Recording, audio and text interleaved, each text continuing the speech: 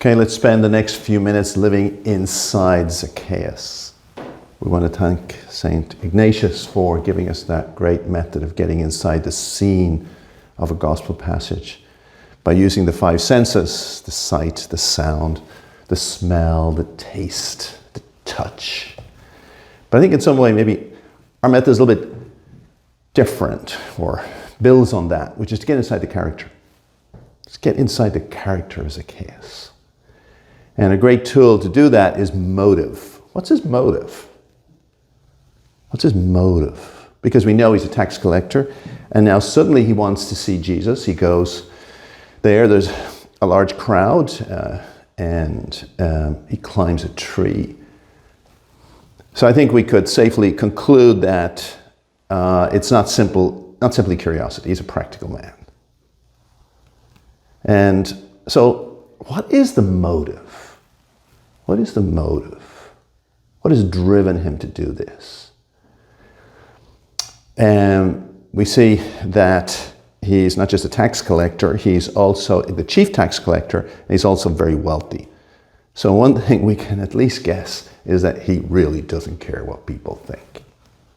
He has never cared about it. But now suddenly he does care about it. So what has changed? So let's use our imagination. Let's try and figure it out. And it's very valid, because that's what St. Ignatius has done so well for all of us, is to say use the five senses. Well, that's imagination. Those senses may not really exist in that gospel passage. But it's a great method to get inside, to really live what's going on. And so let's imagine something like the following, sort of a what if. What if he has a daughter? That daughter is growing up. He has never cared what people think. But she goes to school one day, and her friends, her girlfriends, tell her that her dad's a bad man. Your dad's a bad man. And now for the first time in his life, he cares. And maybe he's going to see Jesus because maybe he has heard that one of his apostles is Matthew. Maybe he knew Matthew, the tax collector. He might have known him. So he goes out to see. And he gets there, and of course, as we said before, he's short of stature, and a lot of crowds. And where other types of people would see problems, he sees solutions. He's a practical man. He sees the tree and he climbs the tree. And you see Jesus approaching and coming under the tree, and then looking up at him.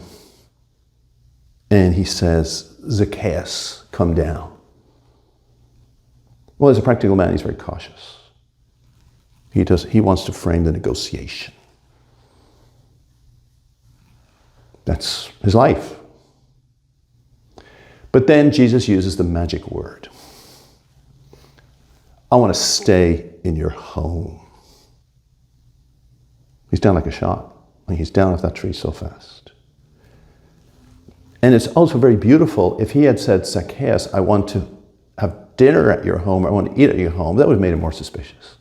What's he want? But when he uses the word home, he's down in a split second. And I think that word home for us can also be very interesting or very important, because we have left our home. We have left our relatives, our family members, and maybe sometimes we worry about them. Maybe some of them have problems and difficulties. And we're not there for them.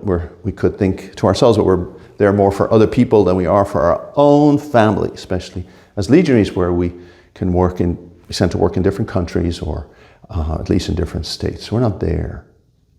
We're not there for them. And it can bother us. It can eat at us. We can worry about it.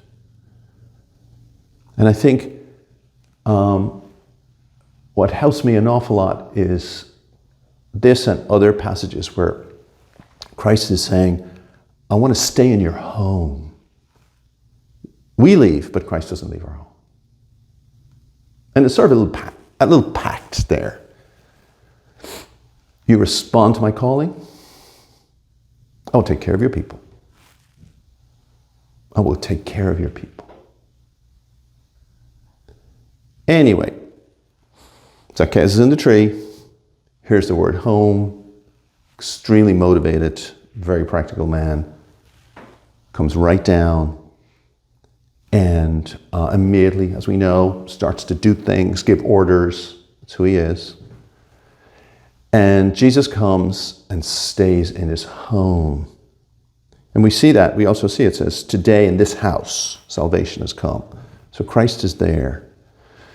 We can imagine the smell of lamb and herbs. And amid that, the daughter is watching. She's watching, listening, observing. Maybe she has never seen her dad as happy as he is right now. She's seeing maybe a new side of her dad. And again, Jesus says, today, salvation has come to this house, to this home, to the whole family. We don't just join the Legion. The whole family joins the Legion in some way and benefits. And so then, we can imagine, which is valid, following the method of St. Ignatius. Good to use our imagination. The daughter going the next day to school. And her friends tell her, your dad's a bad man. Not only is he a bad man, he's a hypocrite. Now he's just a big hypocrite. And she says, well, at least, unlike your dads, my dad had the courage to change.